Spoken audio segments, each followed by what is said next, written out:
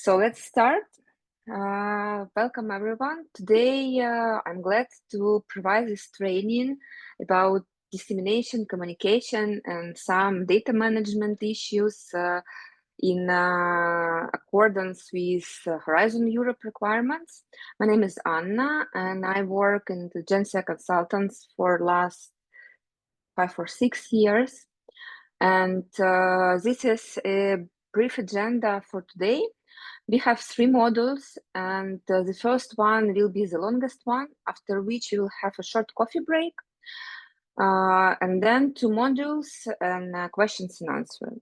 In any case, you can ask questions. I will have some slot after each module, or you can ask something in chat. So don't worry. Let's have like friendly atmosphere. If something is not clear or you have any suggestions or something to share, also very welcome. I will try to make, as promised, a little interactive session for today. Thank you for switching on your cameras. It's easier to speak when you see audience, but I also will have some small interactive activities for us. For this, you will need either a browser and laptop or your phone. So it will be like online quizzes. A couple of words about myself. I have been working in European Union funding since 2012. So it was before Horizon 2020. I started in FP7. My first projects were in FP7. I'm Ukrainian. I'm from Ukraine originally. And I have been working in Ukrainian Aerospace University. This was my first experience. And then I have joined Giles as consultant, and also I'm working with a research and technology organization in Poland. So I have diverse experience of different angles from different organizations in this work. I have been participated and prepared many different proposals for different topics in different areas, field of science. I have a space engineering background, so most of my projects are somehow related to technologies, but also we worked with biomedical projects and social science, so different. And in 9, I have counted in 9 projects. I have taken a leadership role in dissemination and communication work package leader or task leader. Because, as you know, this is a specific part required by European Commission, and I am in it for many years as well. And for me, it's very interesting to see how European Commission evolves their requirements, and how, in general, this media like online communication landscape, how it evolves, and I try also to evolve with it. And it's very interesting for me. I like it very much. So that's why I'm here today to share something which I learned for this time. And so in general, some my experience and some interesting information. I would be happy. Maybe we are not going. Many people are without cameras. We're not going to have a runtime table distribution. Introduction. But I would like to know. So the portfolio of people who we have today: researchers or managers or mix. Maybe Natia, you can comment on this. Oh, about. hello. Or Elizabeth, yeah, someone. Yes, actually, for us as the coordinators, it's first European project.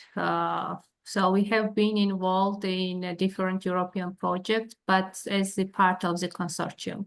So as the leader and as the coordinators, it's our first project. And thanks, Giles, we have a big help from Giles in coordinating. So it's our first experience, and these trainings may be very helpful for us. So we have been task leaders and managers in different projects, which we are funded from Georgian National Science Foundation or Ukrainian also foundations. So we have been involved, and we have been as research project administrators, leaders, task leaders in many projects, but not from the European. So as from Horizon Europe, it's our And do you experience. have like a team of people or unit who does this administrative and dissemination activity, who helps with it? No, unfortunately, we don't have. So researchers do it by themselves. Yeah. Okay. So we are trying to do it.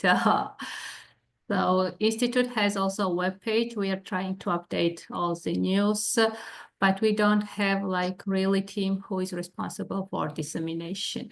So for our ASCLEPIUS project, one of our young research scientists, she took responsibility, and she's taking care of dissemination part. Okay. Thank you for explanation. It's okay. And Elizabeth, I forgot to mention yeah. that Elizabeth is the leader in the task of dissemination and exploitation. So, yeah. Okay. Great. But Okay. I think I should add that we are all, almost all of us, I think, that are attending today, scientists. So our major background is research, not management. Okay. This is fine. This is okay. I'm Ukrainian, and I have started university, so I know how it's difficult. And I have seen many different Eastern European projects and partners who are on the same stage. So I think for us, it's even more important to know all these rules and some examples and like case studies to know, because in in Western European organizations, universities and research centers, they have like support from administration, communications team, and like it's different. And for them, this wide European promotion is like by default for many years. And for us, it's like more new. So I will be happy to share some insights with you, and I really hope it will be helpful. And again, any questions you will have, you can contact me now. You can ask me now or contact later. So I would be happy to help. Okay, so let's go and let's start with this interactivity. I kindly ask you to scan this QR code with your smartphones, or you can go from your laptop or PC, you can go to menti.com and use this code to join the session. And we will use this code, this link throughout the whole training. So you do it once, and please don't close this tab on your device. We will be coming back to it several times. While you are doing this, I'm starting this interactive session. Just a second. Okay.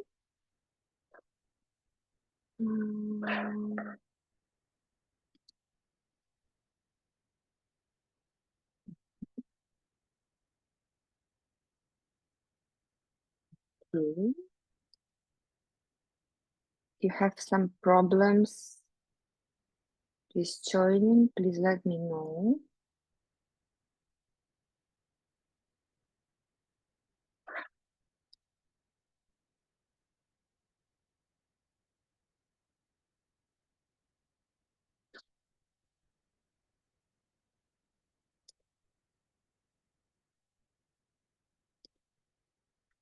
Okay, I see. Great. We have 9 people in the room. So this is the first question, just for trial. You need to choose, click one of these pictures. Let's talk about your research projects, not about your life.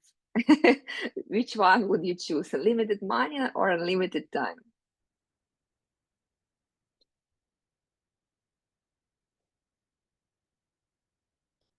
Great, and I will share the results with you now.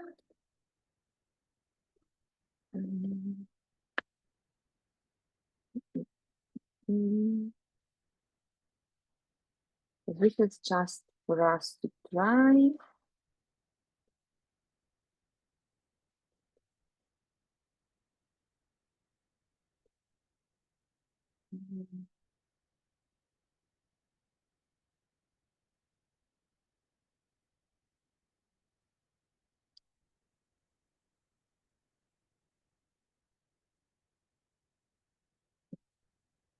Just, I will share the result.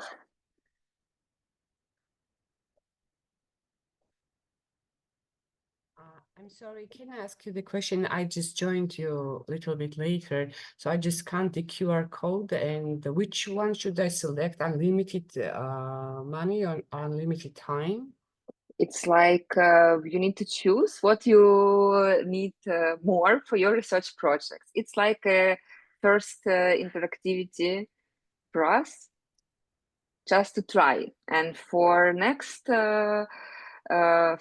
questions, we will have some specific questions for according to the program. Okay, thank So you.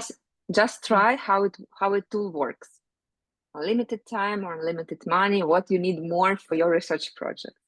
Thank you. Okay, great.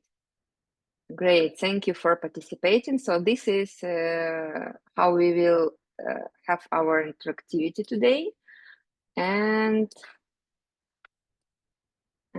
I will come back to my slides, and we'll switch to this Mentimeter tool later for other questions. Okay. Full screen. Okay, great. Do you see my slides now? Okay, great. So our first model is about dissemination communication. Oops, what happened? Okay, dissemination, communication, and exploitation. We are going to discuss why they are different, especially dissemination communication. What is the key difference? What are requirements of European funded projects? What are benefits for projects and for researchers, and some examples. I know that it's very challenging to understand from the first time what is the difference, especially between communication and dissemination.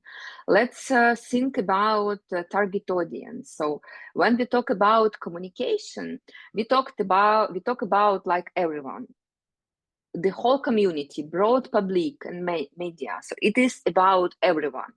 It is it is like communication of project existence as is, not specific results. But when you go to dissemination, it is about translating these messages to group of people or organizations who are interested in the potential use of the results. So target audience for us would be scientific community, industry, policymakers, maybe society if we are in some social related disciplines. So the difference between communication and dissemination is about what we translate. In communication, we translate just the existence of the project or activity, and in dissemination, we translate some specific results, outcomes, potentially interested for target audience. So this dissemination is already about project outcomes and research outcomes. And when we go to exploitation, exploitation is about already use of concrete project results by concrete people, either commercially, so industry, or some other commercial research, some policy improvements, or regulatory researchers as well, maybe society also if we have this kind of project. So dissemination and exploitation are about project results, and communication is about project itself. So we have this great project. Let's make again, come back to your Mentimeter, the same link, the same QR code. And I have a couple of questions. there for you how you understand dissemination and communication. The difference between dissemination, communication, and dissemination, communication, and exploitation. So I will need to check my screen sharing. Sorry for time. Okay. So let's go. Dissemination activity. You can select more than one. You can select more than one. Out of this list, what do you think is dissemination activity? If you think it's not a dissemination activity, don't select it. If you think it is, please vote. I see we have 12 people in the Mentimeter room, so I will wait a little for you to vote. Okay, great. Publishing an article and presenting results at the conference are our leaders. Good. Thank you for participating.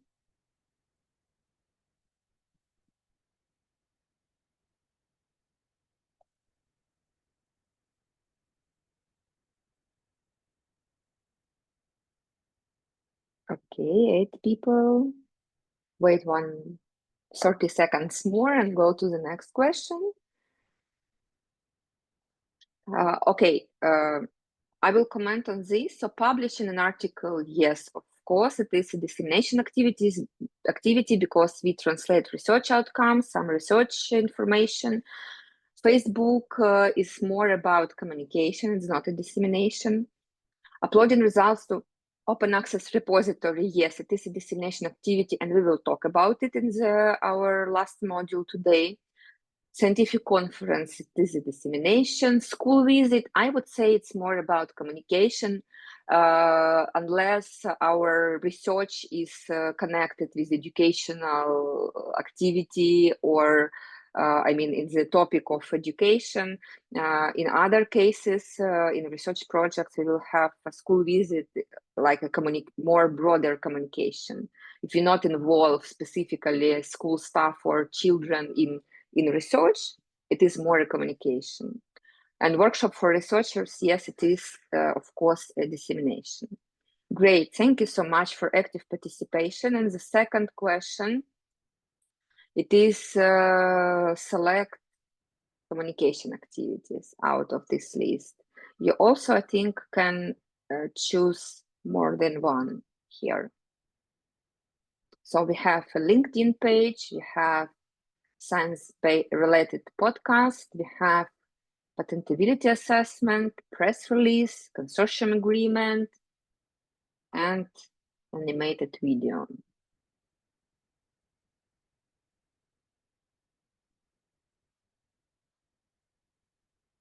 Okay, great.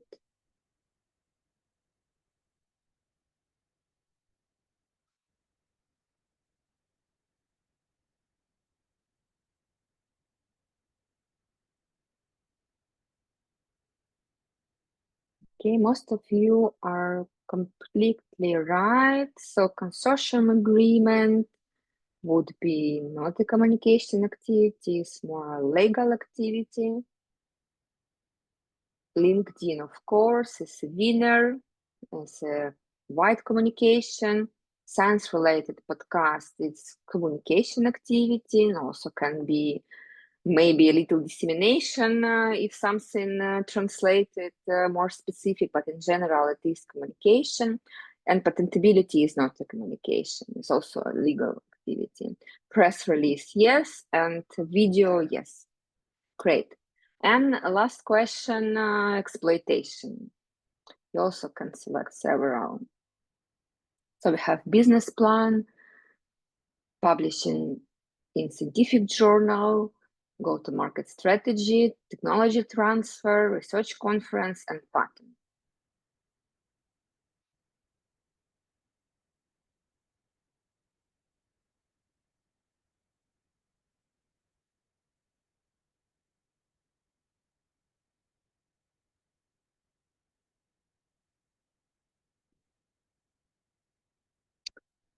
So exploitation is quite important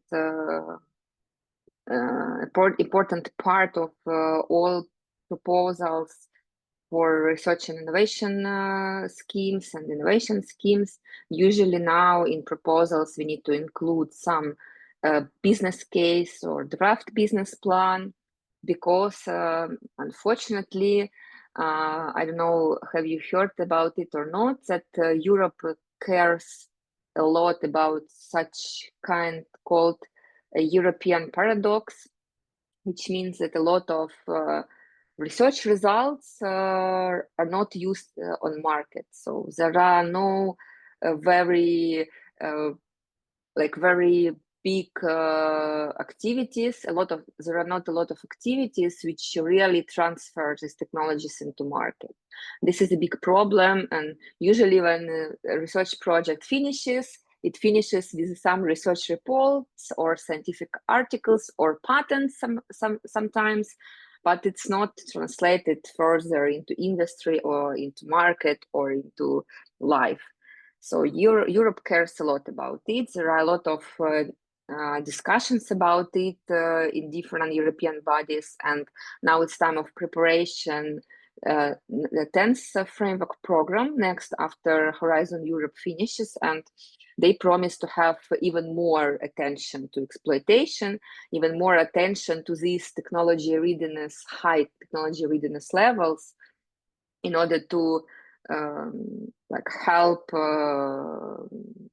this process, not to finish technologies on some laboratory levels and that's it, but in order to have real market acceptance.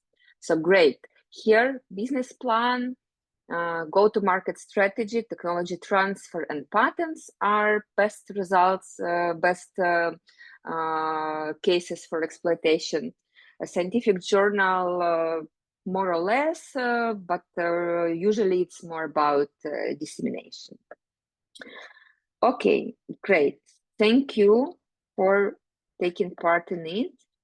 I'm happy that you are so active, and I'm coming back to my slides again. Full screen, I think. Okay, great. Okay, why all three these pillars, I would say, matter. So communication is about promotion, the project, the action, or the activity itself. Sometimes also the results, if they are important for wider community, and engage stakeholders. And our audience, as I already said, would be citizens, media, and stakeholders. Communication activities usually start from the very beginning of the project, because we just tell the universe that we have this great project. Dissemination activities, on the contrary, they can start a little later, as soon as some results are available. Not specifically in the end of the project. Sometimes we can have some preliminary results and we already can start dissemination. We can start participating in conferences or publishing something, and it's also fine. So the aim of dissemination is to make these results public and maximize potential impact, and also to contribute to general advancement of the knowledge in this specific research area. Later in the project, we can think about exploitation. This is more toward the end of the action, because we need to have already not preliminary, but more or less final results, and let the specific audiences know about these results and how they can use these results. So this is more about industry, scientific community, also policymakers, authorities, etc., etc. It depends on the area of the project.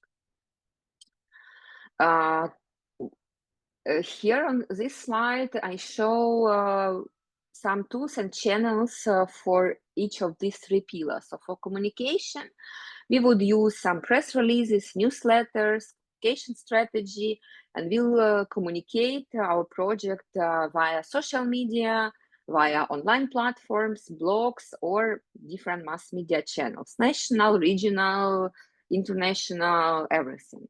In dissemination, we will be doing it through research articles, presentations at posters and conferences, via data sets and digital object identifiers management. We will talk about it later. And our channels would be research journals, conferences, research repositories, code platforms if we develop some software.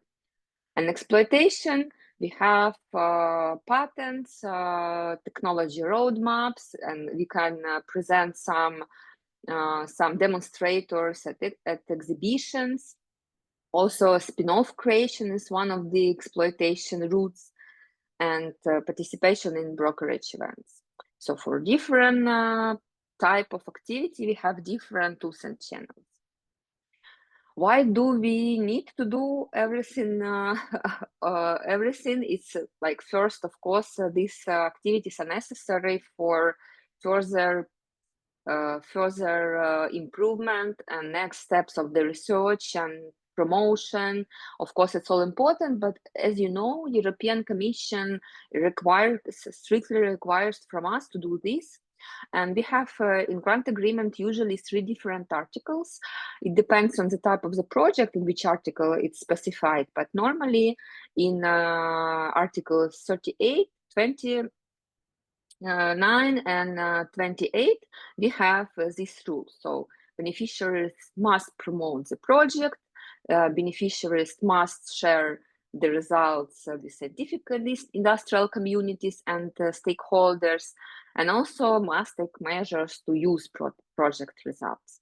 So this is a legal obligation, and we usually have these tasks and work packages because European Commission asks us to do so. Here I put some useful links. Via links, I will share these slides. You can click or via QR code. So this is about, this is a full guidance on dissemination, communication, exploitation. And the next, it is a download center for European Union emblem, this flag. And as you know, also grant agreement requires from us that every dissemination and communication activity that we implement in the project have to be followed by official logo of European Union, and note that this action have been funded by the European Union. Earlier in Horizon 2020, we had to include a grant agreement number. It is not necessary anymore. You just can have this flag and funded by European Union text, and that's all. But if you add the additional name of the project or grant agreement number, is also fine. So for all presentations, website, web pages, press releases, everything, please don't forget about it. And also in research articles, especially if you pay for this article from the budget of your project, please in an acknowledgement section include this reference to grant that you got from European Commission. And via this link, you can download European Union logo in different formats. This is funded by European Union text also in different formats and different colors. And they require us to use only these official options, not to invent something by yourself. And in this download center, we also have different languages. I'm not sure about Georgian language, but I know that a lot of even non-European languages are present. So you may check. So sometimes I know that for local communication, dissemination project use Polish or Ukrainian or some, so this flag can be accompanied by text in your national language. This is also fine. So you need to check what is available. Please don't forget about it, and it is responsibility usually of dissemination and communication manager to check every dissemination and communication activity in terms of this presence of EU acknowledgement. Let's come back to Mentimeter again. And my question now is, what do you think? Why European Commission cares about it? So what is the motivation? Why do they require us to do so, to use so many efforts into dissemination, communication.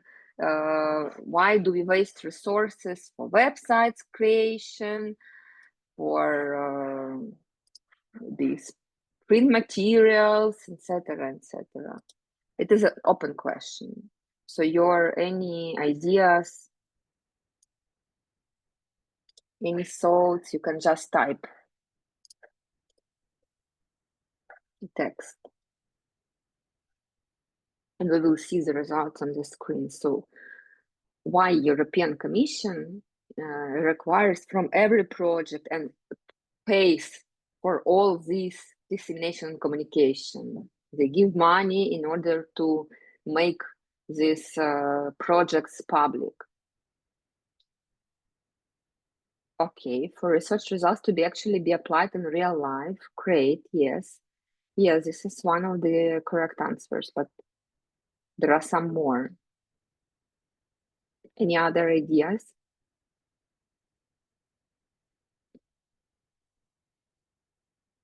Okay, great answer. Yes, because European funded projects are actually taxpayer money, and yeah, we need European Commission is as everything is about this transparency, and they would like to have a proof that European funded projects bring some societal value and taxpayers' money are not wasted for something useless. To boost visibility of EU commitments, yes. To raise awareness about funded activities, goals, benefits, yes. More public engagement and interest, very good answer, yes. More public engagement, and this is in many of the calls and many of the new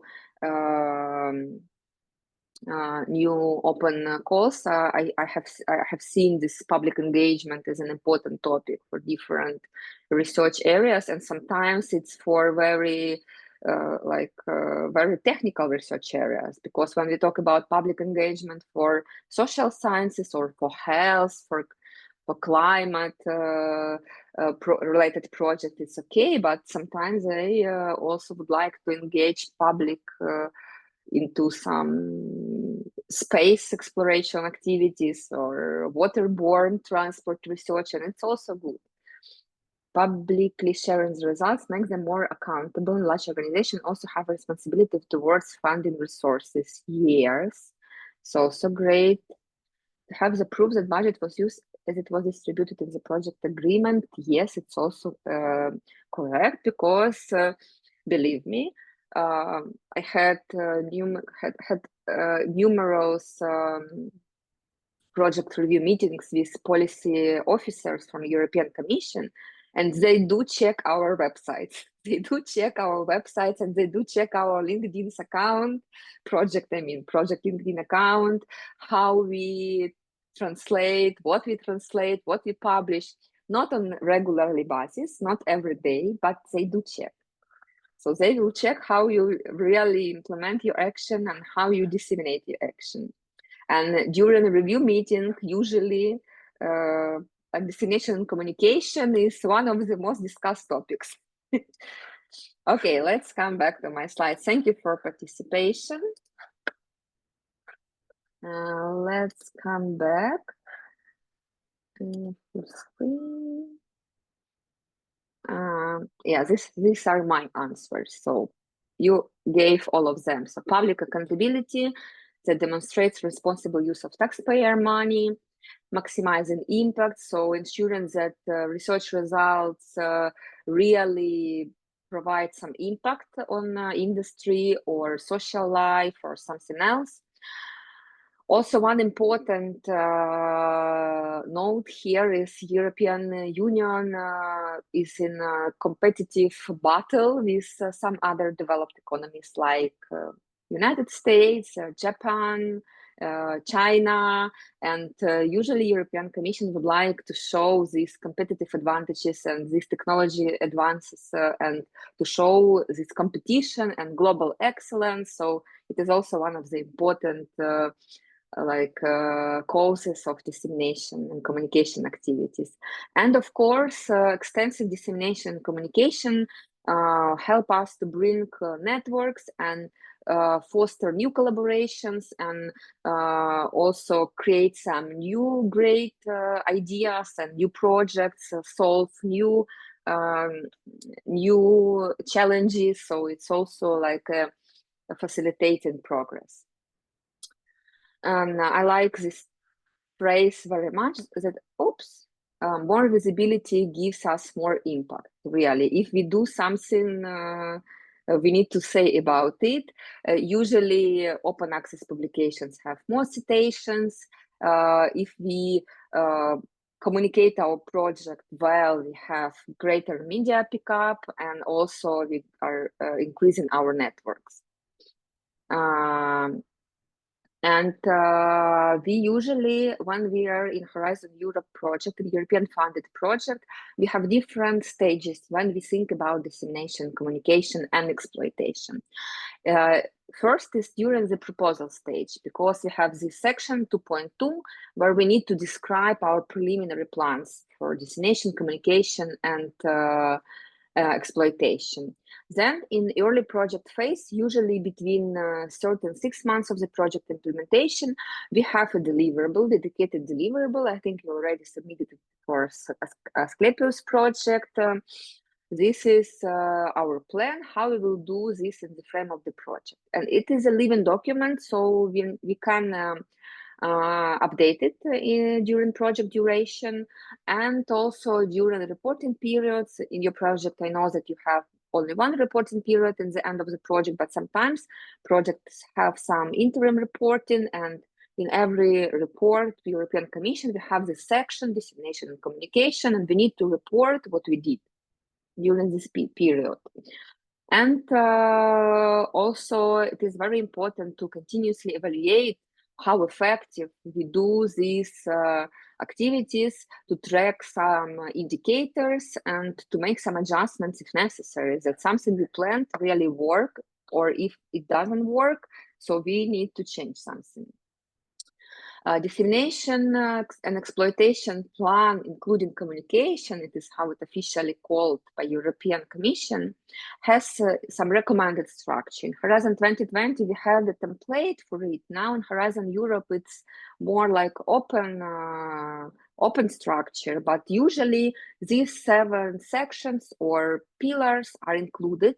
It is about objectives, description of target audiences, description of key messages, and for each target audience, we can have different messages. Detailed plan of activities, detailing specific conferences or articles. Exploitation plan is a separate section. Communication strategy outlining all these public relations, and monitoring and evaluation, and also responsibility. So who is responsible for dissemination communication, how other partners are involved, and how do we track the efficiency of these activities. One of the important steps in the beginning of the project is creation of project identity, which means a logo, but not only a logo, also project colors and fonts, and some backgrounds can be used. I usually recommend to attract some designers, web designers for it, because it's not enough to just create something. When we are in a project which requires attention from stakeholders, from community, that we need some audience to be attracted, it is very important that the project logo resonates somehow with the project topic, and it's clear and recognizable by the audiences. And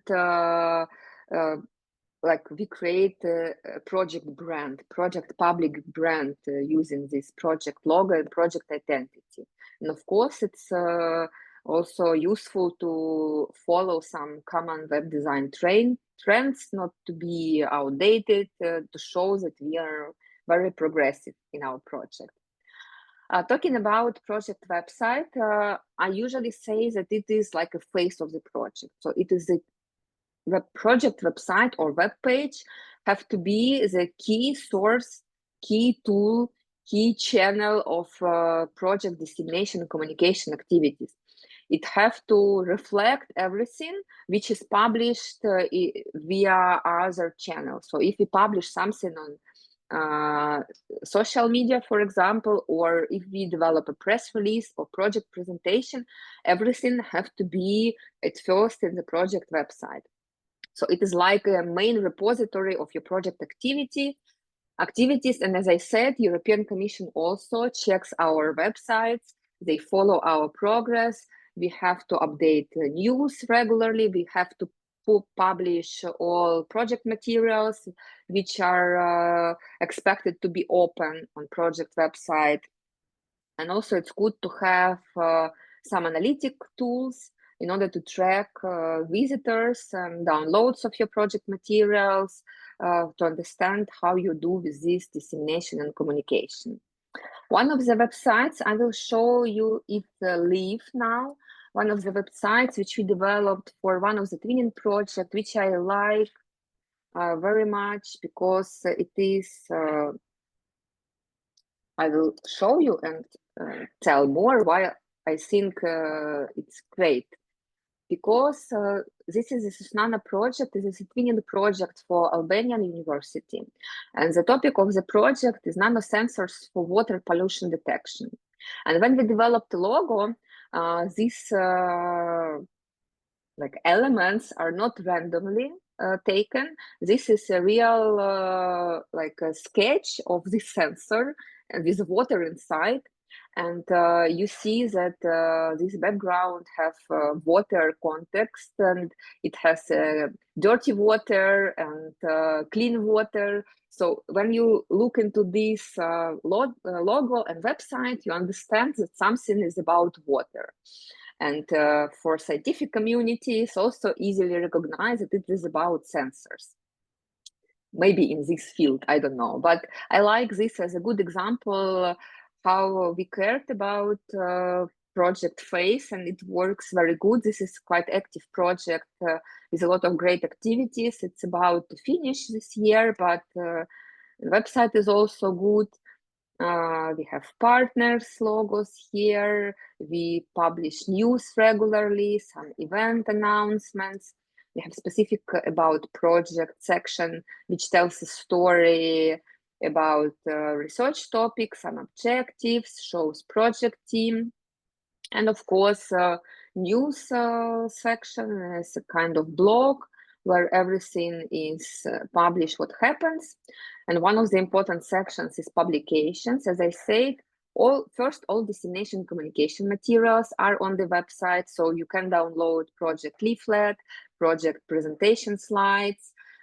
Every partner knows that you can go to website and you will find these materials on the website. You have all public deliverables also deposited on the website because it's a requirement of European Commission. And we have materials from summer schools, for example, because they are also expected to be public. So as I said, it's like a main repository of project for all cases and contact pages, and also we have newsletters here. So it's good. Good example of great project identity and a great website as for me, specifically for twinning project. Yes, I'm coming back to my slides.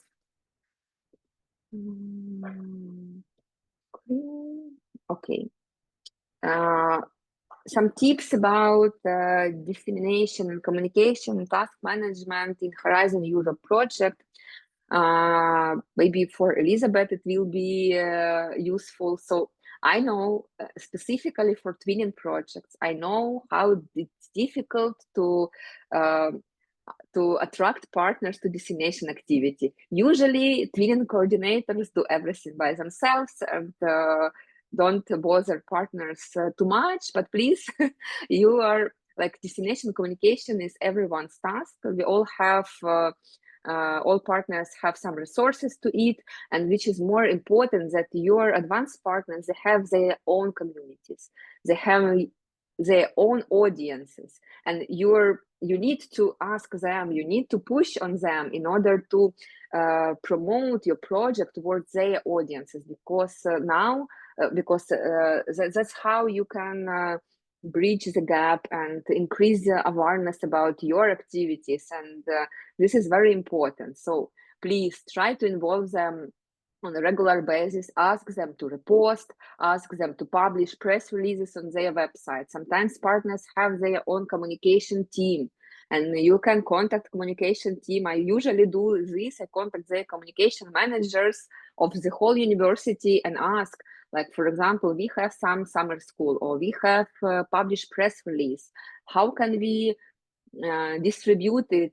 Can you make a post in Facebook or in LinkedIn, or will you have some regular newsletters when we can publish it? So I try to be active, and I try to involve partners in this, because they are institutional audiences, and they are also own private like people who they know can be a great source for you for future partnership and knowledge exchange and awareness raising. Usually, as a destination communication manager, I have a file, Excel file, for example, or Google Sheet, which I use to track destination communication activities. I create sometimes I pre-create some fields and ask partners to fill what they plan, not what they plan in terms of the project, but in general. Do they have some regular conferences, for example, which they organize in their institution, or they participate regularly? I ask them to fill this plan for half a year or for a year. Do they have some networking activities? Maybe they are a member of some research network or some association, and they have some regular meetings with this association. If this is a topic in the field which is relevant to our project, I ask them to think about it and to include in the plan when will they have some activities with this network. And I'm thinking about how I can ask them to bring project leaflets or somehow present project in this, because in the moment when partners have some activities, they don't think about your project. But if you have asked them about it from the very beginning, and then you know that, okay, in May, one of the partners have planned this and this, and in April you contact partner and ask, you will have some yearly meeting of the board of network of, I don't know, automotive manufacturers of Europe. Can you please, do you plan to make presentation? Can you please include one slide about our project? And this way it can work, because they forget about it if you don't keep your hand on this pulse. Also, what is important, so if you need, I can share example of this slide Excel. You can write me and I will share this file, which you can use for activity planning. Also, when it comes to reporting, if we have small twinning project, maybe it's not so important, but when we have large project with 20 partners, with 8 work packages, and in each work package we have different activities, different events, some workshops or something, it's also difficult to track what's happening and to ensure timely. It's important that communication is timely, and that we had this event and in the next couple of days we publish about the results of this event and not next month. So it's important also to keep track and to know what is planned, and also to have some structured reporting. Sometimes I develop specific event reports, which I ask partners to fill with a very basic structure, like number of people, location, link to the event, if this event is organized by the project, or if it's external event where project was presented, I ask what was the audience, some basic fields. Very important, I also include the field to download the photos, because for communication we need some visual content. And so I ask to fill in this report during the week after event. And this is kind of the procedure which helped me to retrieve this information, not to forget about it. And also, of course, nowadays, you know, people don't want to read.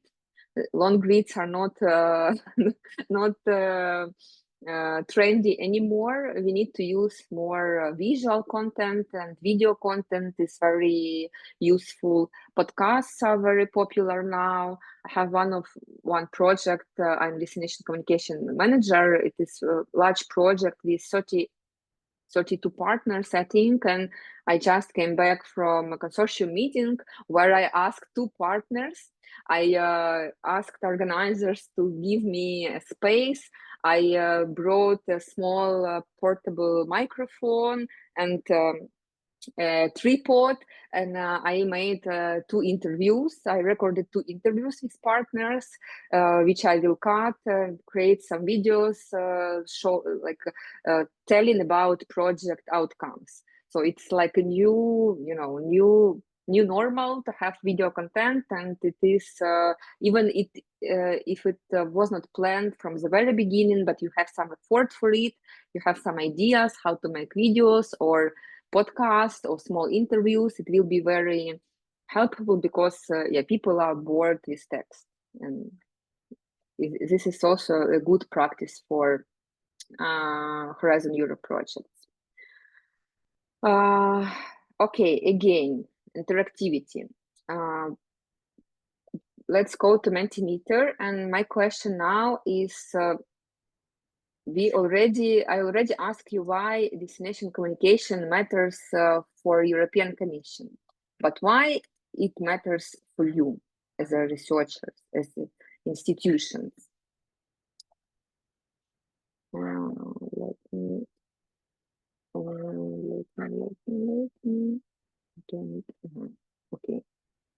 okay. Next slide. So it's also open question. Why do you need to not to skip these activities, and why they can bring real value to you as individuals, to you as the researchers, and to your institution?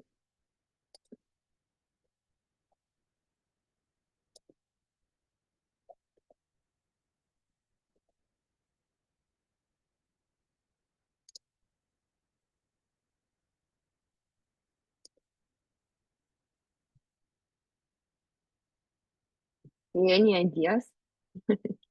Or it's take some time to type text. Okay, actually, the answers are in the question.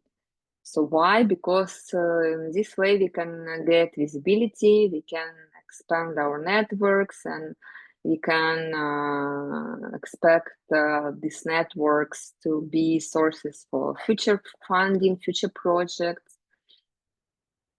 Yes, great. So this is correct question. So as I said in the beginning of today's training, that when we are like from widening countries, especially for us, it's very important to pay attention to dissemination and to communication, to promotion, because we need to increase awareness. And one of the expected impacts of the twinning project is to help widening countries, widening partners to increase awareness, to get new partnership, to get new funding. Yes, to broaden network. You are correct. Yes. Attract future funding. Yes. So for us, it is even more important that for Western European countries, actually, because they already have, established networks, established contacts. They don't need to care too much. But for us, unfortunately or fortunately, it is a very important activity. And I will tell you one story a little later. I'm a bit out of schedule, like maybe 5 minutes more. But we are close to the end of this module. So my answers are that for personally and professionally, thanks to communication, to extensive promotion, we can have more visibility, we can meet new potential partners, collaborators. We can demonstrate ourselves as a good partners for future projects. And if we show that we are experiencing professionally, communicate something, it's also a big plus. And also it's important if your research can potentially have some societal benefits or improvements, it's also important to tell about it. And this is my favorite slide of all my lecture, is that you already do great work, and you personally and your projects also. Dissemination and communication just gives you the microphone. So if you don't tell anyone about how great are you, no one will know about it. So this is obvious from the one point, but sometimes we need to, to go to come to it finally. But this is a kind of motivation to think about dissemination and communication more carefully. I already talked about this, but again, dissemination, communication, and exploitation is collaborative responsibility of all partners. So please don't hesitate to involve your partners into your dissemination communication activities and ask them to be your bridges between your cool results or capabilities and their audience. This is why you have this project, to build your reputation, also thanks to your partners. And all partners are also obliged to perform communication, to ensure these KPIs, ensure future impact. So please try and involve them as much as you can. And this is a funny story from my personal career about the great communication which we did. Not a fairy tale.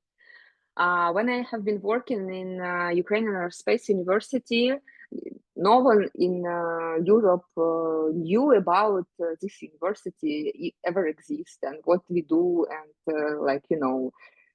who cares?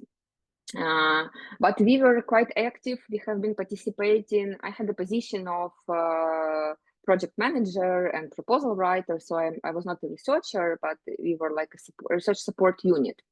We had participated in different events, conferences, brokerage event in Brussels, in different topics in aerospace. We were quite active, and we won one of the projects, which topic was very understandable by wider public, because it was a project with the aim to reduce emissions from aircraft engine. So everyone know how much pollution aviation brings, so it was very good topic. And we published a press release that we won this project. So National Aerospace University from Ukraine won European project to tackle this challenge of pollution reduction. And this was a very radically new technology proposed by one of our researchers. So it was a great success. And we published it nationally at first, and then we sent this press release in English to our project officer. We had a project officer because it was the Horizon 2020 project. And in a couple of days, or I don't know, in a week, we were notified that this was published in all European Union portals, in all different platforms. As Ukraine won a great project, etc., etc. And it became public, but for also very narrow audience. But then in maybe 3 months after this, it was info days and brokerage event for new topics in Brussels, and we were in Brussels. We had been presented our university, it was offline event, brokerage event. Now most of the events are online, but this time it was 2018. It was offline. We had presented our university capabilities which we have in aerospace and in aviation, blah, blah. We had some contacts, And after this event, we went with my colleague to make some photos near European Commission building. This is one of the photos. And one man passing by stopped and say, "Oh, I know you. You're from Ukraine and you won this great project for emission reduction. You presented today. I know you. I know that you do this and this. And I'm from," he was from Ireland. I'm doing this and this, and I plan to prepare some project, blah, blah, blah. So we made this connection, and we had invitation to 2 or 3 new proposal applications because of this communication, because we did something. We can sit and, you know, and be happy by ourselves that we won this project, but we made some communication effort without knowing how much benefits it will bring us. And thanks to active position, active communication, active dissemination, promotion, those time in Horizon 2020, my university was #1 in Ukraine for amount of funding attracted from Horizon 2020. Because we all have great research, we all have great outcomes, great brains, but we need to talk about it. We need to say out of loud. So it's like a fairy tale story, true story from my experience, how it can help, how dissemination, communication can help to bring new partnership. Yes, you already know this, but again, please be active, participate in different conferences. If you can join networks, join associations, it is great networking channels. Participate in brokerage events, even online. There are a lot of online brokerage events. And now in May, when new calls for Horizon Europe are being launched, now in May, new work programs are being published, it's time when a lot of brokerage events are taking place online. So please make use of this, tell about you, tell about your research, and it's one of the ways how to create new partnerships. And maintain, of course, active presence online. We will talk about it later. And couple of minutes more before our break, I will talk about exploitation. As I already mentioned, that exploitation is more towards the end of the project, but we need to think from the very beginning. Of course, twinning for us, it's a CSA, it's collaboration, coordination and support action, but when we are in larger project and research and innovation action or innovation action, exploitation is very important, and we need to think from the very beginning. It's also very important to have some business partners in consortium, industrial partners, SMEs, because they are the ones who expect to exploit, to use the results after research is finished. And usually European Commission requires us to exploit results, to think about exploitation not only in the frame of the project, because we can have results only in the end of the project, but also after project end. And usually we think for 4 to 5 years after project duration. And because impact which we expect to achieve can be achieved only after research action, only when this result will be transferred into some industrial or market product. Also, there are different ways how we can exploit project results, and here are some of the examples. So results can be exploited commercially through patents, licenses, commercial services, or market-ready products. Societal exploitation can be realized via citizen engagement, some use in educational activities, or some public guidelines. Also, if we have some policy recommendations, for example, as a result of the project, or some standardization activities, we can expect this exploitation via European directives, some roadmaps, technology or industrial roadmaps, some white papers or development of new standards. And in academy, of course, or in the research community, we can exploit results into further research activities. For example, self-funded, nationally funded, collaborative, industry-funded activities, doesn't matter. So our next projects can be based on the results of the previous project. It's also fine. When we are in a university, of course, it's about developing new topics for PhD theses and some training modules or new courses implemented into the education activities for students. Again, exploitation is everyone's business, not only coordinators, not only industrial partners. It's also very important to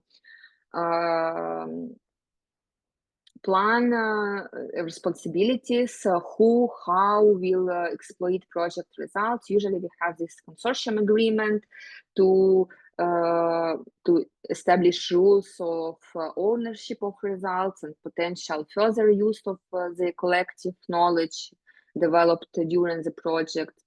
But also important to know that even if a result cannot be exploited by partners, you need to seek for some other ways who can exploit the results. For example, through licensing or through technology transfer or something like this. But it's important to think about it in large research projects. There are so many different examples of and you can find examples of dissemination, communication, and exploitation plans of different projects, because all of these deliverables are public. In most of the projects, these deliverables are public.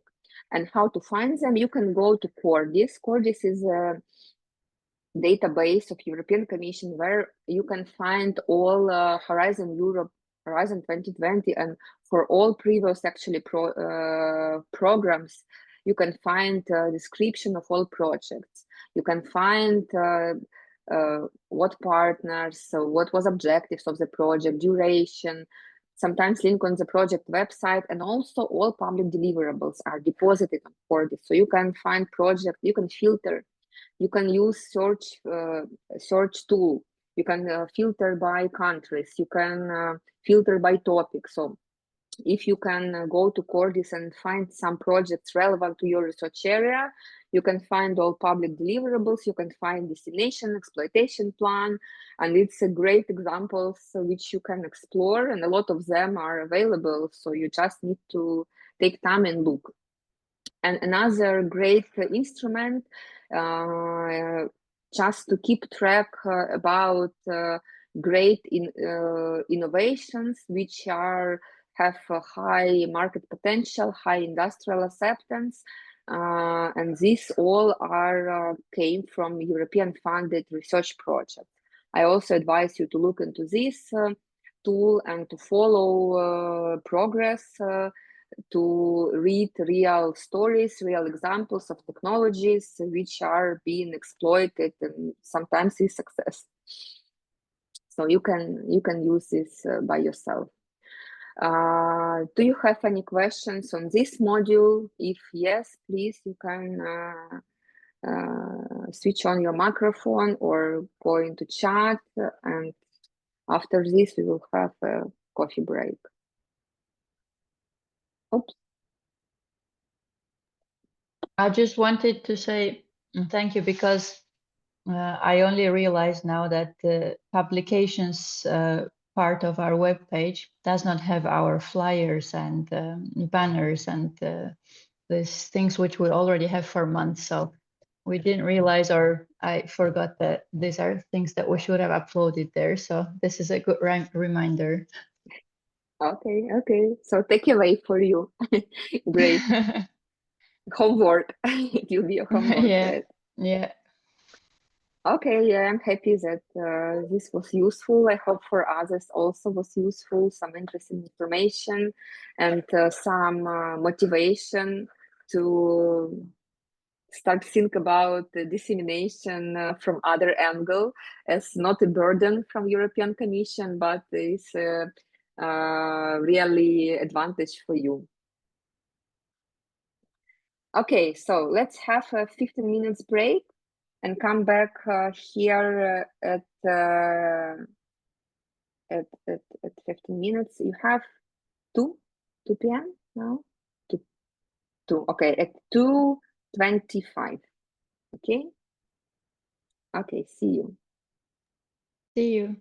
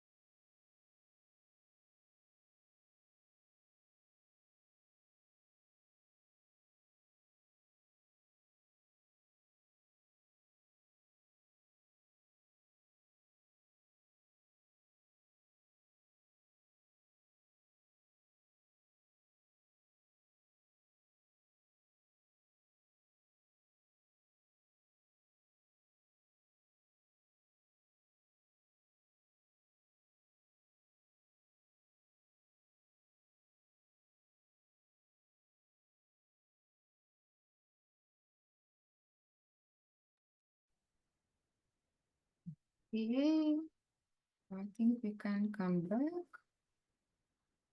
to slides to our training. We are going to, sorry, I don't see my Zoom when oh, okay. We are going to start the module number 2, and I promise that the next 2 modules will be shorter. This first one was the longest one. So I hope we will manage to finish on time. So the next module is about your personal profiles, promotion, and social media as a source of communication, as a tool of communication or channel. It's channel. So we will talk about why online presence is important, what we have instruments for it, and how we can optimize your profiles in order to make more use of them. Please go to Mentimeter and let us know what professional social media do you use. Professional, but like what you use for communication with your peers. I know that it's very country specific question, because I know that in some countries, like in Ukraine, for example, Facebook is very popular and Instagram is very popular. Even for organizations having their profiles is also fine.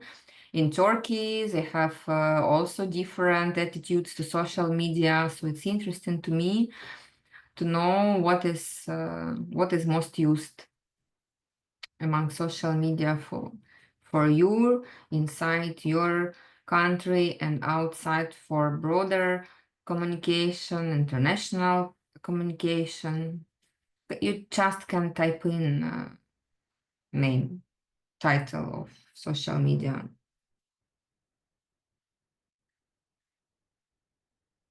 ResearchGate, great. LinkedIn. LinkedIn probably is the most popular one, of course.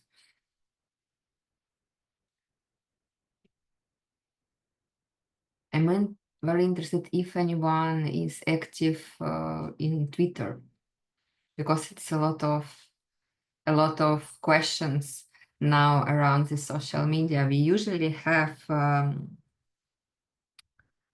project accounts in Twitter as well, X, not Twitter anymore, but European Commission also asked us to create project pages in Twitter, and now it's different time. I will tell about it, but I'm interested because when in all of projects, when I'm leading dissemination and communication activities, I usually start with analyzing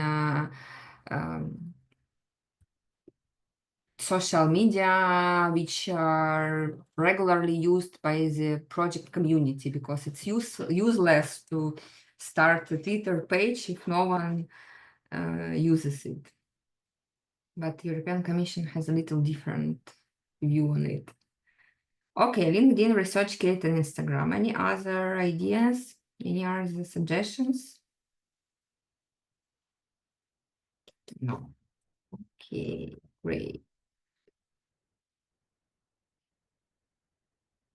Can you see my slides? Okay, thank you. Just not sure when I switch. Okay. As we already talked about online, like about the general communications, that you need to have this microphone to build your awareness around yourself and your research. The same is about digital visibility. We are now living in digital age, and if you're not online, you're not exist, if I can say like this, but it's true. So you can be seated if you can be found is also a great message, because We will talk about it, how important to promote digitally your research as well. And what is also important that for any type of collaboration, networking, building of your projects, of course, personal connections are very important. And the first source of looking to partners will be looking into someone who you know, who you met, and who you follow. And you know that this person do this kind of research, but you need to know about it. So personal scientific brand opens doors to collaboration, to funding, to some influence in your research topic. And it's very important to use this opportunity, digital promotion opportunity, for all of us. First tool which I can propose, and also European Commission, usually when you apply for grants for Horizon Europe, in online forms, you need to provide these or kit profiles of researchers who you involve in your projects from your organization.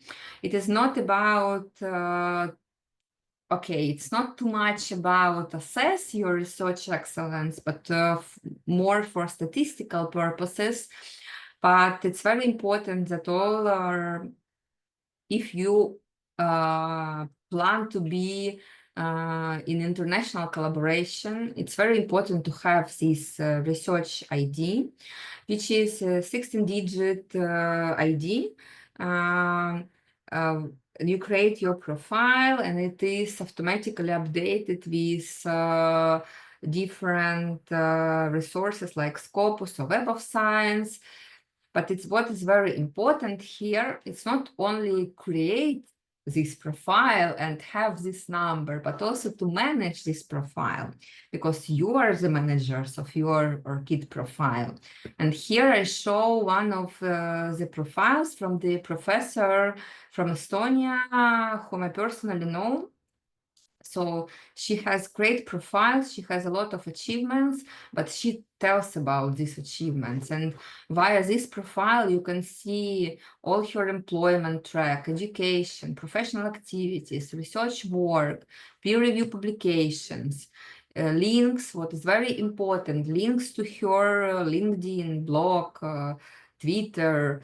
You can add here links to your projects, to your institutional profile. So you can, and you need to create this profile, to fill this profile with information, because it is also good for like online visibility. When someone look for something in your field, for some publications, it's good not only for reporting for European Commission requirements, but also for your online CV, researcher CV.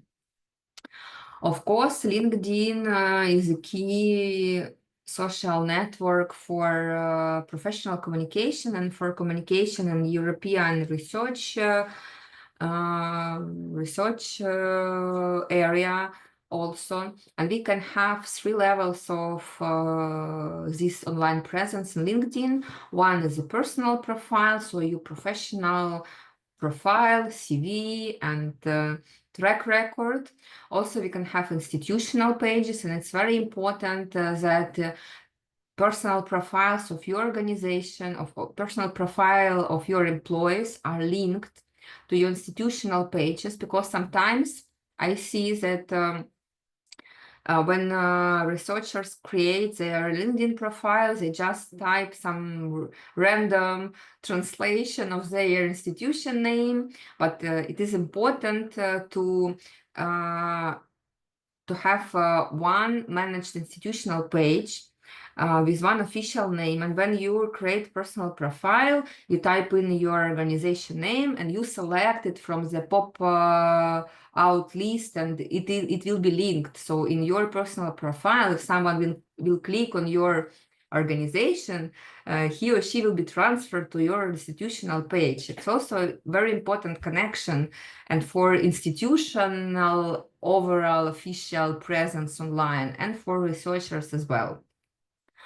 And also we have project pages, project accounts in LinkedIn. Sometimes they are created as personal profiles, sometimes they are created as projects from institutional pages. Actually, it doesn't matter how it manages, but it is intended to create specific visibility for the projects. What is important for LinkedIn is the same as I said about Toolkit. It's not just to have it and tick the box, but to maintain it and to have it filled with proper information. It is obvious, but I need to tell about it, to say about it. So first is professional photo, clear and good, in good quality. You can add some headline explaining who you are, what are your competencies. You can complete about section, which is can describe more about your work, about yourself. And if you complete it with some keywords, it also will be searchable, better searchable for some peers who are looking for partners or whatever. Also, you can feature some content. If you publish something important or you participate in some conference or some project activity, you can pin it as a featured in your feed. You can add links to your institutions and to your ORCID profiles, which is also useful. And you can link your profile to the projects and create project description, which of course brings some credibility to your personality. Of course, I know that maintaining social media brings some burden on a day-to-day basis, but it is important to be online. The least what you can do is to share. If you are a participant in some project, you can share some project updates in your feed. It is easy, only one click, but it will bring your some activity and will bring some also traffic to project. You can join groups in many social media, and you can like, for example, share some achievements of your partners and congratulate them. So it's also easy, not difficult. I will show you online a couple of LinkedIn profiles of people who I personally know and they do good in LinkedIn. And it's like an examples of good profile, because we can see like a clear picture, some background photo, very like a specific description of competencies of this person, and we already understand in which field she works. Also, we see that she shares some important updates or activities, very clear where does she work. And if what I mean, if you click to this icon, you will be transferred to official LinkedIn page of this organization, which she is affiliated to, not just a random text, but a clear linkage with institutions, some certifications, clear education track record, projects is also very important to show. So skills, she has recommendations and publications. So it is very important to have this rich account, because it creates more value to person, and it is clear that she is active, she is open, and yeah, it's a great potential partner, and she does, yes, have a joint project. So this profile, next profile is from Estonian colleague. It is not so full. So for example, this like short bio is not so rich as in the first case, but still from the first glance into this profile, I understand that this is a person working in maritime transport field from her background picture and from her photo and from her bio. I understand the topic of her. Also, he has affiliation. He has not so much information, but still it's like a minimum enough to create a good LinkedIn profile. And in my presentation, I also have a couple of examples of not so great profiles. I anonymized these people in order not to be blamed, but it's like we can compare that when I look into these profiles, it's very hard for me to understand what they are doing. I see somewhere I see affiliation, but I don't understand position. And what is very important here is one common mistake in these two profiles. It is, I think you can guess which one, but it is language. So both these persons present some description, one in Polish language and another one in French. So it is first big mistake which like crosses all your international visibility. Because LinkedIn provides us now a feature of having a second language description. So if you would like to be present in your national community, in your national language, you can use this feature. But if you intend to be internationally recognized expert and you build international networks, you need to have it in English. So it is, on one hand, it's obvious, but on another hand, I see a lot of problems with this in many research institutions. So this would be your homework to revise your KIT profiles, LinkedIn profiles, to create your online presence, to add photos, to write description, your competencies in English, to articulate as much as possible about your achievements and career, and to not to make such kind of mistakes. Yes, so common mistakes, profile, language setting, impact on discoverability. That I mean, LinkedIn also participates in SEO, in web search, so search engine optimization. And if you add these keywords to your research, LinkedIn research bio, you will be searchable, you will be more visible online. So it is very important for your promotion. What about project promotion on LinkedIn? Here I have a screenshot from European Commission's presentation where they explain how important social media are for EU-funded projects and for researchers as well. So make connections, communicate about the project, speak to your target audiences, manage your reputation, etc., etc. Also, European Commission asks us as the participants of EU-funded projects, if we post something about the project, to tag funding bodies and to add some hashtags. So you are totally allowed to do so. And they ask us to do this in order to be discoverable, because as I said, European Commission also would like to celebrate our success. And then if we post something important update from the projects, it is very welcome to tag.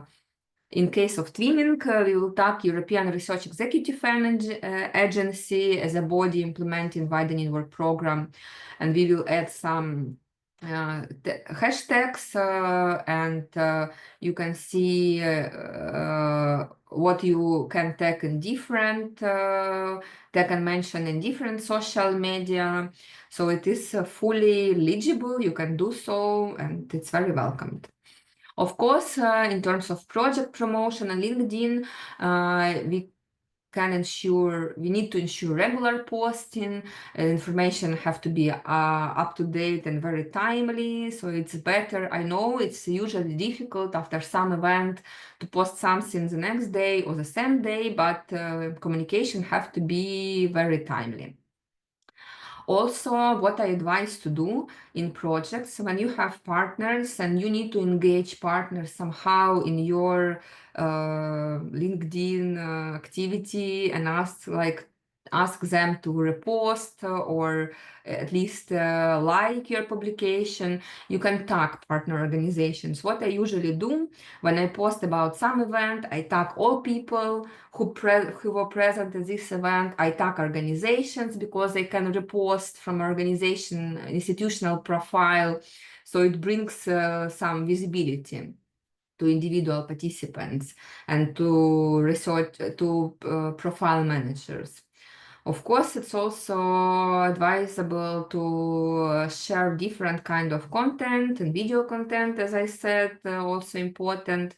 And what I have learned recently, I didn't know it before, that LinkedIn don't like too much when you bring people outside of the platform. So earlier, what I did is I post some news on the project behalf and added a link to project website, read more or something like this. So it is not very good for organic promotion in LinkedIn. It is better to keep LinkedIn independent, to post something on website, on other social media, but not to add some external links. This is one of the examples. So you all are, I suppose that all of you are active in LinkedIn, and you have a project.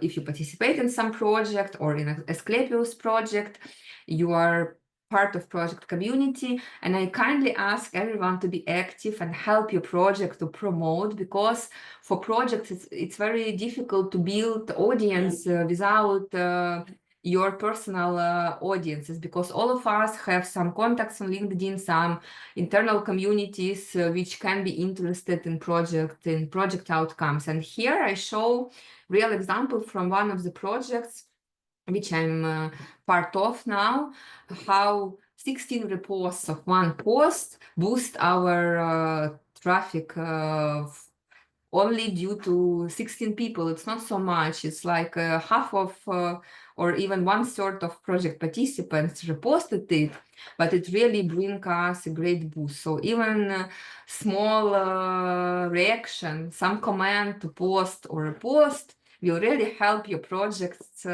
to be more efficient in communication. So it's everyone's business. Please don't neglect it. Another social media great for research networking, scientific networking, is ResearchGate. You already know about it, so you mentioned it. It is good for research papers dissemination and engagement with your research peers. And ResearchGate profile, the same as ORCID and LinkedIn, have to be articulated with information, not just created, but maintained up to date. So it's very important to link your profile to your website or your organization website, to add all your affiliations, to add your journal roles, to be active if you have some Q&A. So please participate in it, connect to your co-authors and regularly update with new content. I also will show you some successful profiles in the ResearchGate. It's also people who I know, and they are very active in international collaboration. So we can see here and clear description of person position, affiliation, current journal roles, all publications, some introduction, some keywords, skills, and a lot of information present. And this also increases visibility, of course, in inside the research communities. And another not so active profile, but still as a minimum which we can have, current position, affiliation, some introduction, bio, skills as the keywords for search engine to know about you, and publications. So please don't neglect it. It's your homework again to take care about your online profiles in all social media. I have already started to talk about Twitter and X. And now it's a time when European, political, geopolitical situation now is very difficult. And 1 year ago, I had review meeting in one of our projects, and I am a destination communication manager. And I was asked by our project officer, why don't you project have Twitter X profile? I said that our project audience doesn't use Twitter. Why do I need to create it and waste resources? She said, yes, I understand, but European Commission does use Twitter. So please ensure your project presence in Twitter. So she kindly strictly asked me to create project page in Twitter. It was 1 year ago in June 2024. Now, in 1 year, it's not anymore popular to use Twitter. And European Commission created a new social media. It is actually a replacement of Twitter, but European version. It's called Blue Sky. And now, if a project, for all projects that are started now, European Commission asks to create a profile in Blue Sky. I will show you, if you don't know yet about it, I advise you to start exploring, because political context, and this is a substitution of Twitter, but like plate like rules established by European Commission. As for me, it's like very very common. It's very look like a Twitter for me. It's one of the projects page we established recently. So just please know, and I think that during all next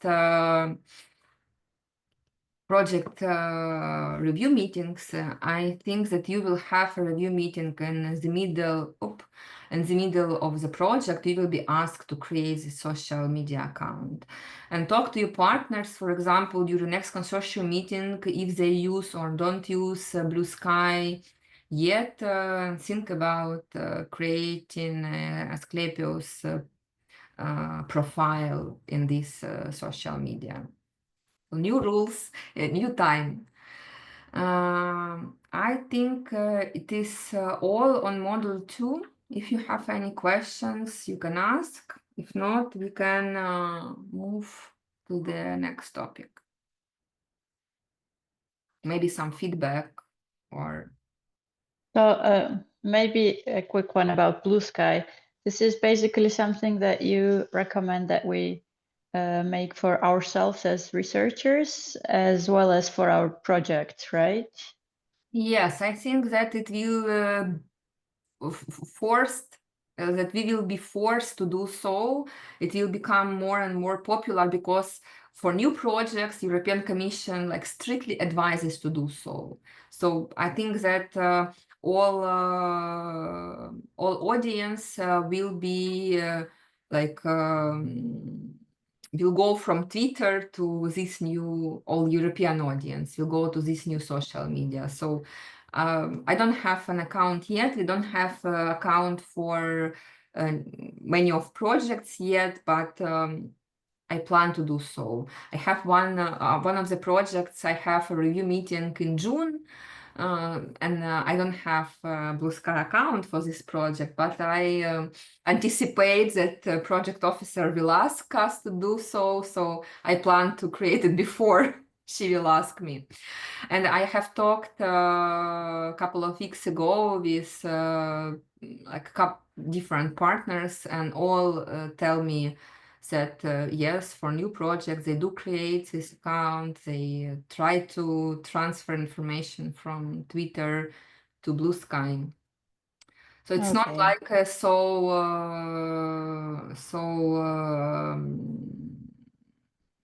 like urgent, but you need to be updated that it exists and to think about maybe it would be useful also. Yeah, it's definitely good to know. So, and since it's new, it's probably a good time to get on board now. Also, yes, it's a very good suggestion. Usually when it's new, social media, to be the first one is a good opportunity to be visible and to promote yourself.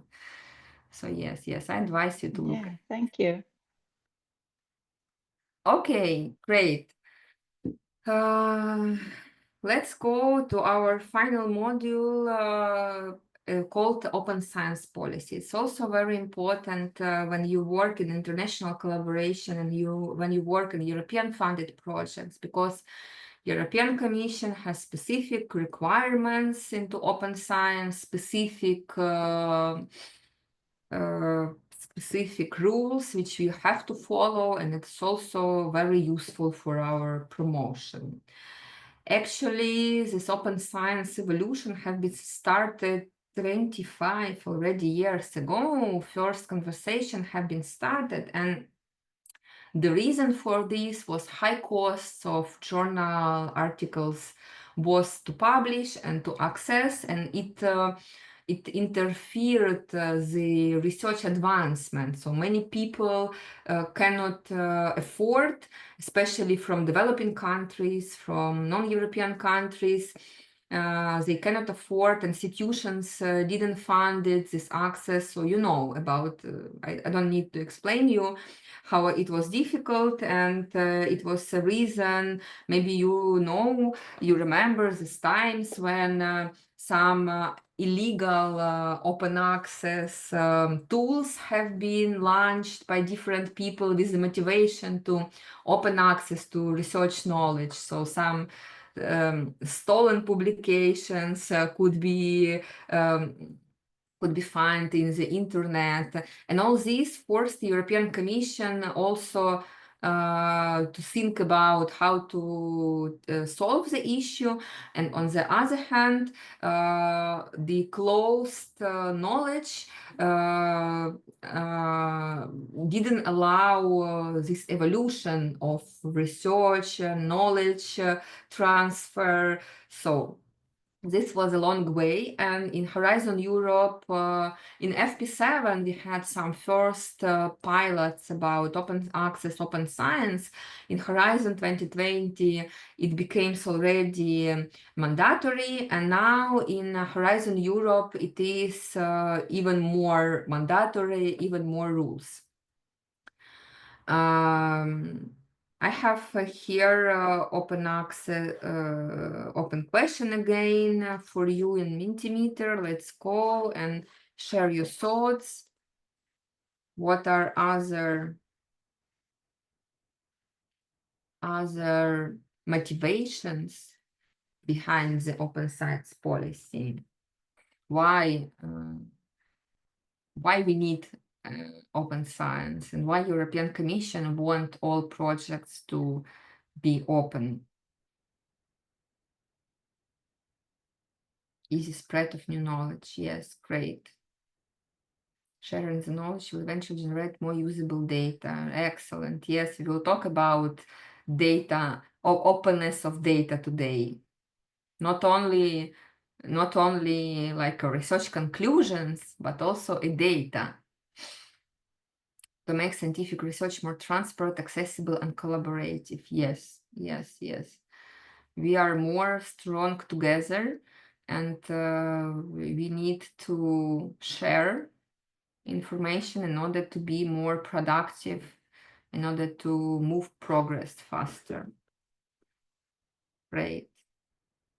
Knowledge accessibility and free velocity among audiences, yes. Knowledge transfer, also yes. General unfairness of scientific journal price and NAP policies, yes.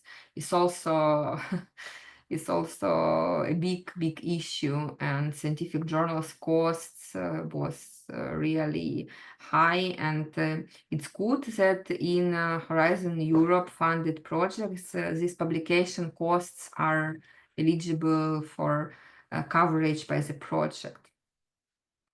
Okay, these are my answers. So again, publicly funded, publicly available, taxpayers pay for this, so they have to have access, faster scientific progress, transparency, transparency. Unfortunately, we know that sometimes there are some not fair and not transparent and not trustable research conclusions or research achievements, and to build more trust, to build this transparency is also very important to make science open, and of course to facilitate impact. In Horizon Europe, we have mandatory open access rule, which means that all publications which are made independently or collaboratively by project partners, which are result of work done in the project, they have to be published in open access. What is important difference between the old rules and the new rules of Horizon Europe? And I know that sometimes it brings a lot of misunderstanding that earlier we were able to publish open access in hybrid journals. So journal can provide either gold or green access. You can pay different fees for it. Now it's any more eligible. You need to select only full open access journal. So not only your article have to be open access, but the journal itself have to provide only full open access. Please be careful with this. So hybrid venues, hybrid journals are not reimbursed. What is mean not reimbursed is this costs if you pay for publication fee to the hybrid journal, it will not be considered eligible for your budget in Horizon Europe project. In every journal, every international journal on its website have rules of open access, and you can check these rules and be sure that these journals are only full open access. Also, in addition to publishing in full open access, we are asked now to deposit your publications immediately in open access through the international trusted repository. We will talk about which repository exists and how to use them. And in addition to depositing publication itself, article, manuscript itself, we also need to deposit in open access data about your research outcomes. So that data needed to validate your research, so raw data. I will also talk about it now. What open science tools are available is Zenodo is widely used repository both for publications and data. It is the European Union managed tool.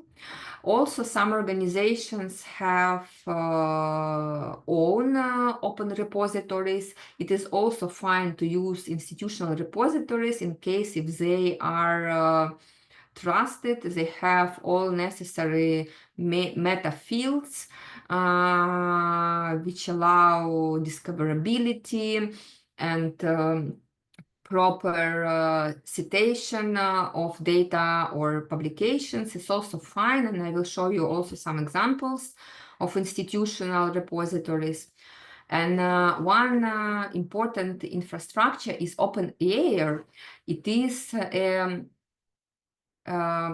a platform where you can learn everything about open science. What is open access? What is open data? How to manage? What are rules? So you can explore everything. And OpenAIR also provides a tool. I will show you a tool called Open Research Europe. Unfortunately, I didn't included linked into presentation. Open Research Europe, it is an open access publishing venue. It means that it's alternative to scientific journals. So if you cannot find journal to publish something resulting from your European funded project, doesn't matter in which field, you can publish it in Open Research Europe.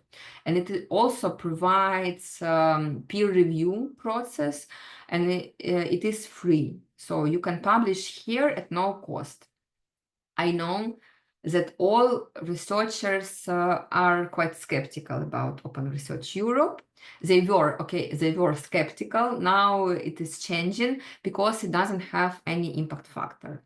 I know that for research career is very important, but European Commission is, on the contrary, they are skeptical about impact factors because it's very relatively not very soft indicator of research excellence. And by default, European Commission believes that European funded research projects are excellent, and if some publication results from this project go through peer review process of one of their experts, they already excellent. So we don't need this like recognition, additional recognition, but just be informed. This I will put a link to the chat.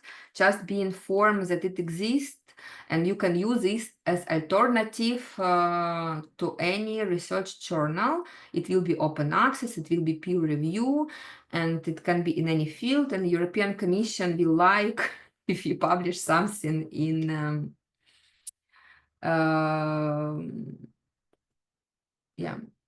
it will be, if something will be published in this venue.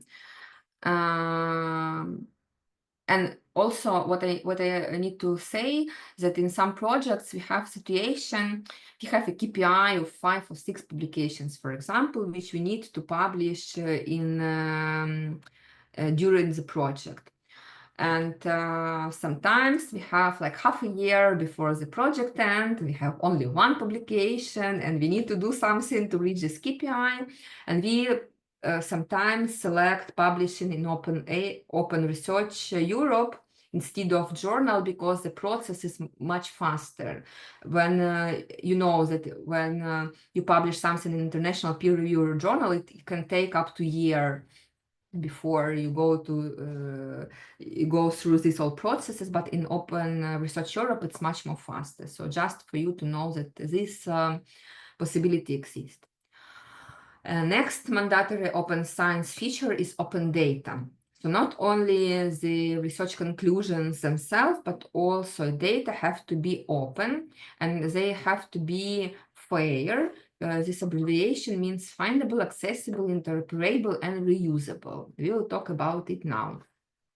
Also, in EU-funded projects, we are required to produce a data management plan, which is a deliverable, which usually have to be delivered during the first 6 months of the project, and it also can be updated later during the project duration. What usually we understand as data. So we can see here, we can have some raw data generated during your experimental work. We can have data processed in software. We can have data processed in some TXT format, for example, and we can have finalized data, which we usually include in research manuscripts. What is necessary now is not only to include finalized data, but also to deposit some process or even raw data and to make them publicly available if your publication is in open access. What does it mean to make your data fair? Is to make them findable. For this, we use so-called metadata. To make them accessible, so retrievable using standard protocols, interoperable, so they have to be made public using standard format, standard vocabularies so that people can open these files, and reusable, so they have to be well documented and everything have to be explained, how this data were retrieved, what practices used, and how to open and use this data in future, and also with clear licensing attribution. You will ask, maybe you have this question in mind, do we really need to provide all data publicly? But what about some IPR protection? Of course not. In your data management plans, you need to discuss and describe which specific data will go to open access and which you desire to keep confidential because of your intention to protect or commercially use this in future. So this is a good graph developed by European Commission, showing that when we have some research results, we have dissemination plan and data management plan. One forces us to bring everything open, and the second one is used to ensure protection in case if it is necessary. So if we have decision to disseminate some information, we go to research publications and deposit in this research data in open access, or sometimes we also can decide that this data can be published and part of data can be restricted in case we are we will connect this data for further IPR. And if you have a decision to exploit, somehow protect some IPR, of course, will go to this way. So not all data have to be public, but you need to decide and to clearly stipulate in your data management plans and to make some data open. It's also like a requirement. This is one of the examples of institutional repository from Delft University of Technology. As I said, this is alternative to Zenodo. Sometimes institutions have their own repository, and if it is managed by concrete rules, by clear rules of data management, it is okay also to deposit publications and data to institutional repositories. This repository is called 4TU Research Data. And what we see here is title of data set, DOI, it's the same as for articles. We have digital object identifier of this data set. Also, we have citation. We can use this for citation.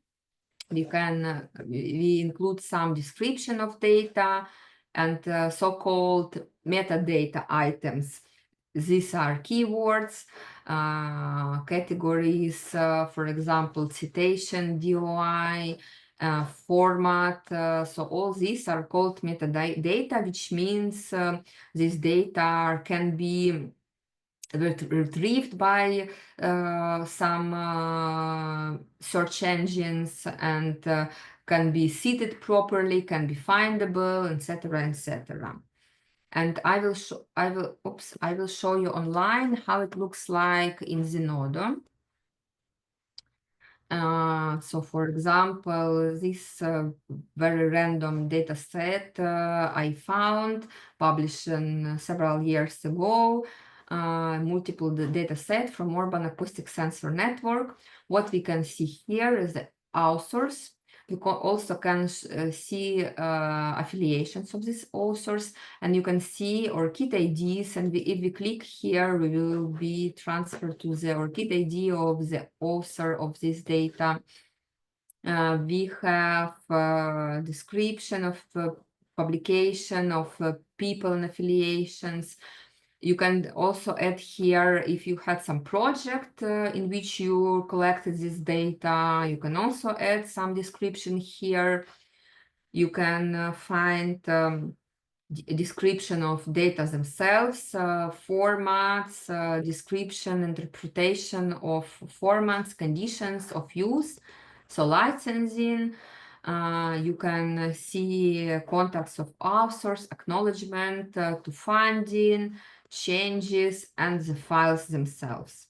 So here we have some CSV files and audio files in this project, in this data set. Also, we have here keywords which make data discoverable. We have DOI, we have citation rules for it, and rights and licensing. So you can export because these data are open. They can be used by any researchers, by any institutions for their research purposes. And another example, okay, this is like search tool, and you can find here, if you click restricted, you can find that some data will be restricted. They are deposited here, but they are restricted because authors decided to do so. And they also include some citation and some affiliation to research article can be included here, but the data themselves are made, let's journal articles, for example. So you can have different, you can see different model, different types of conference paper, publication. In Zenodon, you can filter it, so you can find something interesting to your research, maybe. So please explore this repository, and please don't forget to use it when you publish something out of your European funded project. Data management plan, let's talk quickly about it. This is a living document, as I said, and it can be updated in the course of the project. So even if you decided from the very beginning that some data, for example, will be public, and in the middle of the project you understand that you would like to patent or to have some commercial usage ideas, it's also fine to change decision, but it have to be explained in data management plan why and what for you will need to have this data restricted. Also, it is very important to define roles and responsibilities for data management within the consortium. Usually we can have data management data manager, person responsible for it, for the whole project, who will track and who will track this implementation of data management rules, and compliance implementation. Here, in comparison to Dissemination, Communication, Exploitation Plan, for data management, European Commission provides us with a specific clear template how to prepare this deliverable in this plan. You can you can download this file via this QR code, and here is a brief description. What sections do we need to have in this data management plan?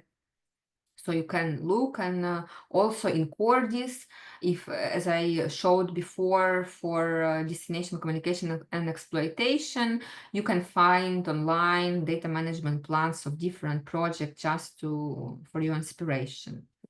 And also there is one interesting tools which is called DMP Online. It is free, you can register, and it is very easy organized tool for creation of a data management plan. And when I had a trial of it, it gave me a lot of insights how really we need to deal with data. So I recommend you to try it, to look inside. It also can be used for Horizon Europe data management plans creation. So you create your account and you will see different templates, and also one of the templates will be pre-configured for Horizon Europe. So you create your Horizon Europe data management plan. It will show you some fields which you will need to fill in with information about your project, your research, and your data. You also can ask different team members to contribute. And finally, you can export this document for submission or for editing. So it's very, very useful for data managers. And also in some organizations, in European institutions, in research centers, and universities, there are specific positions called data stewards. These people, like project managers, take care about all open access, open data rules, data management. So if in your partners institutions, you can ask your partners if they have such managers. You can talk to them.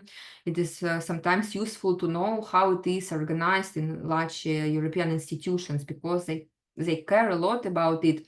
And even I have seen in such big institutions as I show, like Delft Technical University, they have data steward per each department. Specific position. It cannot be, it can be part-time, but it's this person who cares about data management in organization. It is all from my side on this topic, and for our in general, for our workshop, I will come back to Mentimeter and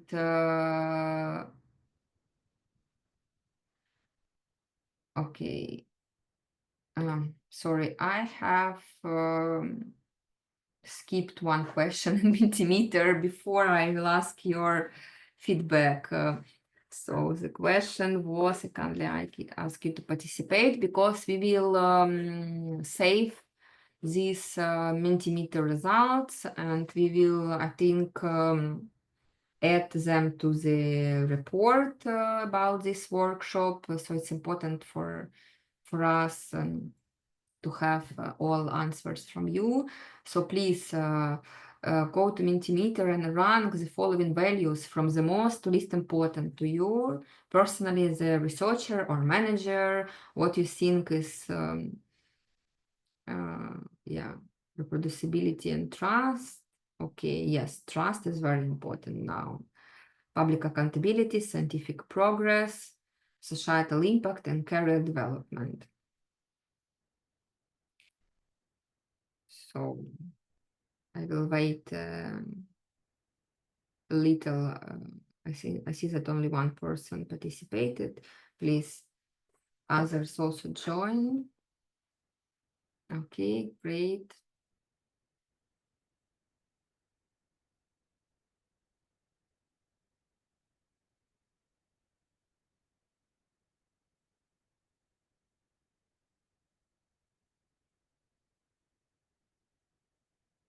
Scientific progress and trust are the winners for now. Yeah, this is clear. Also, career advancement, I think, is also important for researchers. When we talk about open policy, it's also one of the tools. More publications, more research outcomes which can be make public and used by others for their research is also important. And for scientific track record, more publications, of course, is also a great achievement. And you know, maybe that there is one type of grants in Horizon Europe called ERC, European Research Council grants, which are individual grants and which are which can be won by a researcher for their topic, for their specific research project. And it's very important to have open access publications, to have this a lot of track record Even for starting grants, they have different levels. Starting, second is consolidator and advanced grants for different research career stages. But having all great all aspects which we talk about covered is also a good way to someday try to apply for ERC. So having your online profiles, building your audience, building trust through your research outcomes, be public, be invited as a speaker to some conference. Everything is very important for your future funding. Okay, I kindly ask you to give us a feedback. I think, I hope I gave some useful information today, and I have tried to prepare it to be interesting, interactive, but I will be given these trainings in future for other projects, so it will be very important for me to know how I did today in order to improve maybe someday. And thank you so much for participation. While you are giving your scores, I will show my final slide with contacts, so don't hesitate to ask questions if you will have some. If you would like to ask now, you also can ask. I will be happy to connect in LinkedIn, and yeah, we'll be happy to follow your success in future. And as I said, your homework will be ensure your personal online presence in different European platforms, and to articulate your profiles, because it's your tool to become more recognizable and successful. Thank you very much for today's time. Thank you. Thank you. And Thank you. will we get a chance to get your slides? Yes, I saved a couple of links, but I think the others will also of be. course. I will send slides. You can share them with your colleagues. We will have recording from today. You will be able to also share it. And if you or your colleagues will have some questions, I will be happy to get in contact. And I wish you, of course, success in your careers and your profiles, in your projects, and in international collaboration. And I'm happy to have a very little contribution to it. It was very useful. Thank you very much. Thank you. It was very useful and interesting. Okay, great. So be in touch, and I will share slides.